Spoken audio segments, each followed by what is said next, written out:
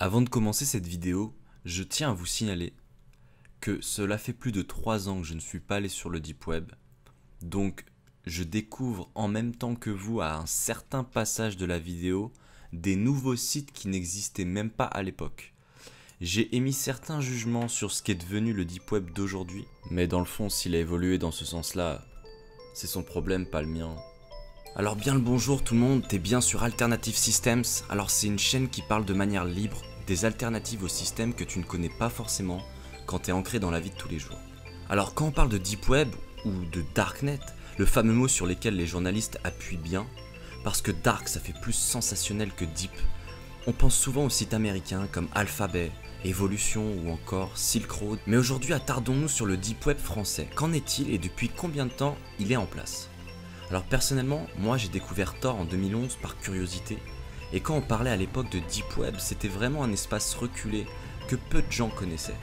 Les gens y faisaient leurs affaires, prenaient leurs informations en toute tranquillité, mais échangeaient surtout. Ils échangeaient des informations, des tips, des conseils. Bon, bien sûr qu'il y avait pas mal d'activités illégales, mais beaucoup moins qu'aujourd'hui. L'intérêt était qu'on y trouvait une certaine éthique à l'époque, des valeurs anti-système et des débats très longs sur la vie, sur la philosophie, etc.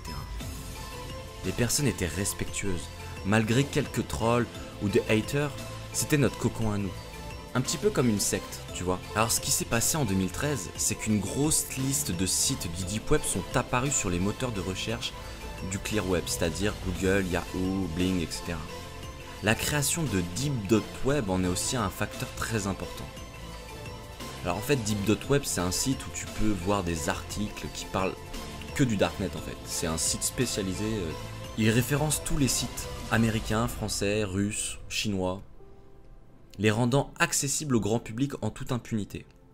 D'ailleurs, je comprends pas que ce site il soit encore en vie. Faudrait peut-être regarder où l'hébergement est situé de ce site.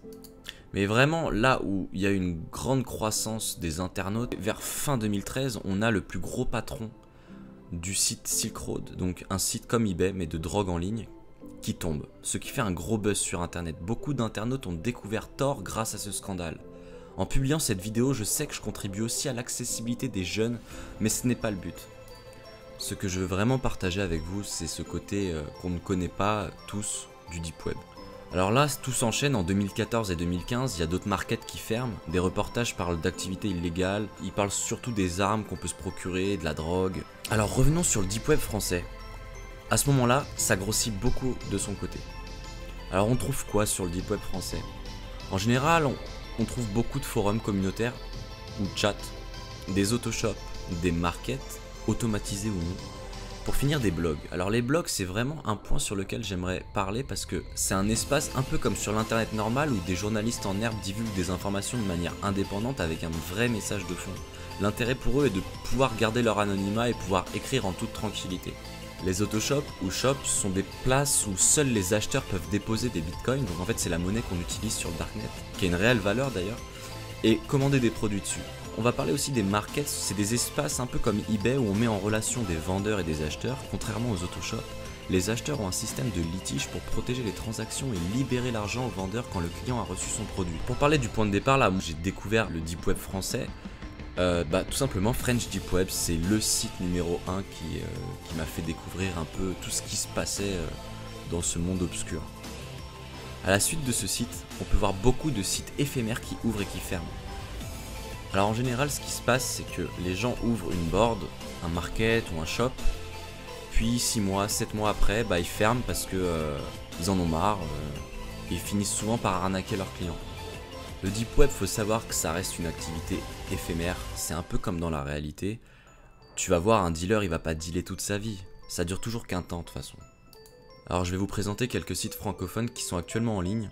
Donc là en fait on est sur French Deep Web Market, c'est le market qui a été développé par le créateur du French Deep Web. Dessus on peut voir beaucoup de cartes de crédit, coordonnées de sites qui sont cardables, pas mal de drogue, des trucs de faussaires, etc.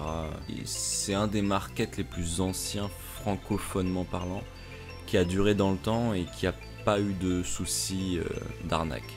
Et là il y a des ventes de comptes Deezer par exemple. Je vais vous présenter un autre site qui est vraiment incroyable. C'est Scan Industry qui propose de l'automatisation de création de scans de cartes d'identité un peu dingue. Ils ont même une base de données de photos de cartes d'identité. Alors ça, c'est des bases de données qui ont été récupérées et volées, piratées ou revendues. Ensuite, on a un shop qui vend des drogues, tout simplement.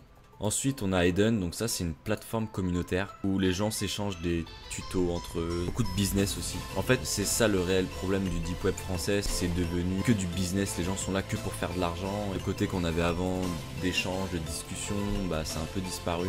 Ensuite, il y a Alpha Market, à peu près pareil qu'Eden, mais avec un autre design. De toute façon, c'est toujours la même chose. Le deep web, c'est toujours du carding, informatique, hacking. Alors là, c'est un peu le classique aussi, c'est les autoshops de cartes de crédit. Tu peux déposer des bitcoins et acheter des numéros de cartes. Ça, c'est encore de l'escroquerie. Là, je suis tombé sur une plateforme de paris en ligne, c'est assez intéressant. Apparemment, tu peux parier sur tout et n'importe quoi. Tu peux même parier sur la sortie d'un jeu ou le nombre d'abonnés de Cyprien, par exemple. C'est un peu n'importe quoi. Fini de vous présenter. Là, j'en ai choisi 7 au hasard que j'ai regardé sur l'annuaire. Alors la conclusion que j'en ai tirée de cette vidéo, c'est que sur le deep web français, on trouve beaucoup de marchands de drogue, de cartes de crédit, de faux papiers ainsi que des guides d'escroquerie. Les armes sont très peu présentes, à l'instar où les médias français en parlent comme si c'était une normalité. Faut savoir que sur le deep web français, on ne trouve pas d'armes. Il faut pour ça aller sur des sites américains en général ou russes. Donc voilà, c'est la fin de cette vidéo, j'espère que ça vous a plu. N'hésite pas à t'abonner, je publie des vidéos assez régulièrement concernant pas le deep web, hein, mais surtout les alternatives au système, donc ça n'a rien à voir avec l'illégalité ou quoi, c'est vraiment des concepts un peu qui sortent, qu'on trouve pas trop sur YouTube quoi.